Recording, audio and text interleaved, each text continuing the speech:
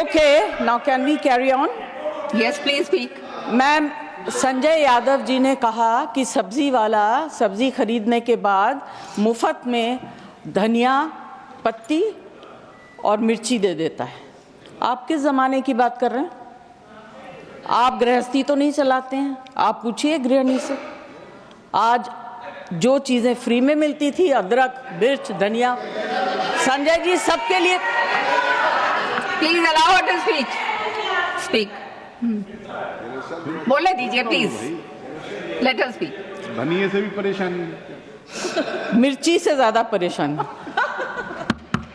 सबके लिए पैसा देना पड़ता है। और आज सिर्फ मैं अपनी तरफ से नहीं, यहाँ इस हाउस में जितनी महिलाएं हैं जो घर चलाती हैं उनकी तरफ से बोल रही हूँ।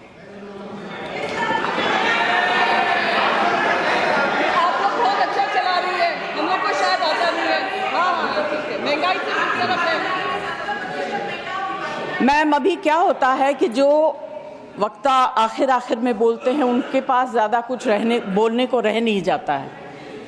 मेरी सिर्फ एक विनती है कि आपने अब अपने बजट में, फाइनेंस मुझे समझ में नहीं आता है, महंगी चीज़ समझ सकती हूँ, सस्ती चीज़ समझ सकती हूँ, मगर बढ़ोतरी कहाँ हुई, कहाँ कम हुआ, ये मुझे समझ में नहीं आता।